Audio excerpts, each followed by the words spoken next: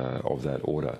Let me play that interaction. We played it yesterday, but it's very interesting. General Peter Pace, followed by Donald Rumsfeld. This is from November 2005. It is absolutely the responsibility of every U.S. service member, if they see inhumane treatment being conducted, to intervene to stop it. I don't think you mean they have an obligation to physically stop it. It's to report it. Julian Assange. Yeah, and you'll find in the longer version of that clip, Pace says no, that they have an obligation to physically intervene. Not true, and not also subsequently recorrected by Rumsfeld. But Rumsfeld was right. Prego 242 says explicitly that is not to happen. That there is not to be physical intervention, and arguably the US at that period was the controlling organ in the situation. It had effective control on the ground, and so under international law, it is the responsible party having effective control. Julian Assange, I want to read for you from the Washington Post editorial in today's paper. They write, quote, "In Afghanistan, WikiLeaks appears to have put the lives of courageous Afghans at risk by identifying them as American sources. In Iraq, it has at least temporarily complicated negotiations to form a new government. We are all for the disclosure of important government information, but Mr. Assange's reckless and politically motivated approach while causing tangible harm has shed relatively little light." Now, that's not a general speaking in the United States. That's the Washington Post. I wanted you to respond to that, but also, interestingly, Ellen Nickmeyer, former Washington Post Baghdad chief during much of the war, writes in the Daily Beast, "Thanks to WikiLeaks, though, I now know the extent to which top American leaders lied knowingly to the American public, to American troops, and to the world as the Iraq mission exploded." Julian. Yeah, well, those statements in the Washington Post of tangible harm are simply false. And that's not me making that allegation. It's not our people making that allegation. We just need to look at what the statements of the Department of Defense have been last week and this week, that there is no Afghan civilian or anyone else that they can determine who has been harmed by our release of the Afghan material. The statement by NATO in Kabul last week, that there was not even anyone that they could see that needed protecting or moving as a result of the release of that material. The Australian government has just completed a review. The Australian Defence Department completed a review of that material. The Afghan release and published a press release this morning saying that they could find no harm to individuals as a result of that material. So the Washington Post editorial is simply untrue. So there's a question as to why a newspaper like that feels that they need to make untrue statements. What are they catering for? Well, the Washington Post editorial also takes a different stance on the reports of deaths of civilians in Iraq. It reads, quote, "The report confirms that the vast majority of Iraqi civilian deaths were caused by other Iraqis, not by coalition forces. Claims such as those published by the British journal The Lancet that American forces slaughtered hundreds of thousands are the real attack on truth." Julian Assange. Well, I mean, the real attack on truth is tabloid journalism in the United States, and I would have to say, the situation is worse than tabloid journalism. Craven behaviour by a number of mainstream media organisations. So let's dissect that statement. The Lancet study did not say, in fact, who had caused these excess deaths. That was an epidemiological study where deaths could have been caused by many different types of violence, disease, and so on. Those were, if you like, the missing people in the Iraqi population. Similarly, our material, which is told from the US perspective, probably only covers about 50% of US military operations. It doesn't include British operations, doesn't include CIA, doesn't include special forces, doesn't include top secret operations. But nonetheless, it sometimes touches on those when there is a combined operation.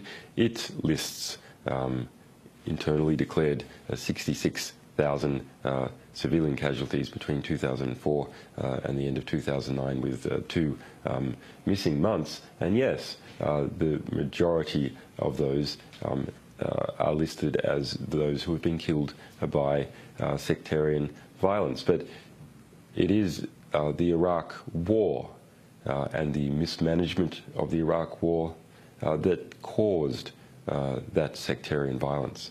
And so, you know, organizations such as Iraq Body Count, which has the sort of most detailed and rigorous individual counting as opposed to statistical surveys of death, individual cases that are recorded,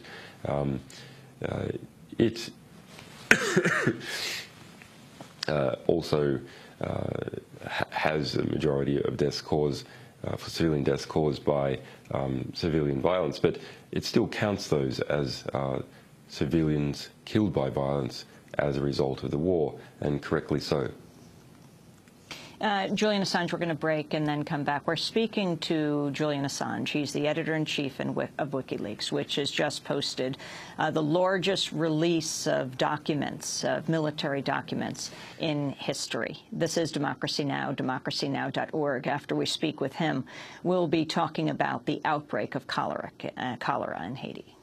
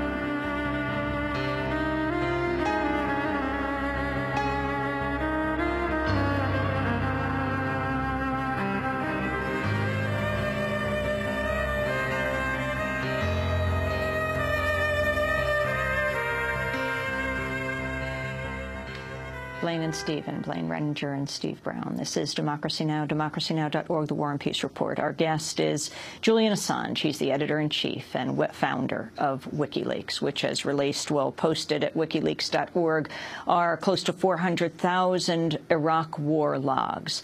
Military documents written by soldiers, by military officials over the years. What exactly are the years? 2004 right until 2010, Julian?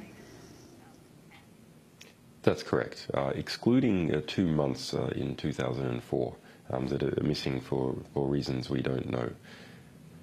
Julian, you have seen these thousands and thousands of documents. What most surprised you? Is there a story or stories, a category that has most disturbed you? Well, it's the big picture of the war, that nearly all the deaths are in incidences that kill just 1 or 2 people.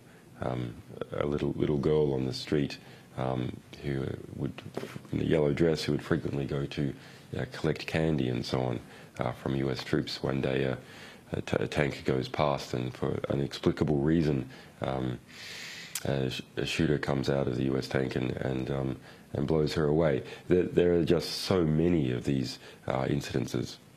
You know, I spoke before about checkpoint killings in one incident after the car was shot up and examined according to these internal U.S. military reports. The man killed was a doctor delivering a pregnant woman to the hospital. We see a very interesting example of a town of 40,000 on the Syrian border, whose population went from 40,000 to 2,000 over a year or so. And that town and that circumstance has not been reported in any, not been reported at all that we could find in the mainstream media or, in fact, in the alternative media. There was just no reporters there as that town collapsed and people fled across to Syria.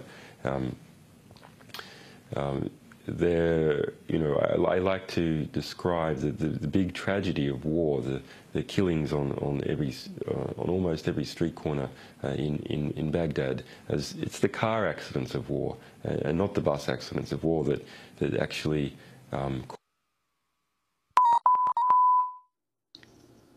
It looks like we've just lost Julian Assange, WikiLeaks founder.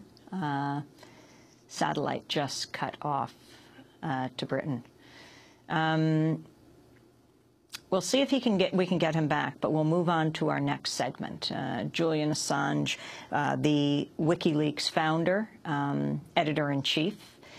We will also provide the transcript online at democracynow.org of this whole conversation. It'll be in video and audio podcast, and you can link to it, and of course we'll link to the documents. But we're going to turn now to another topic.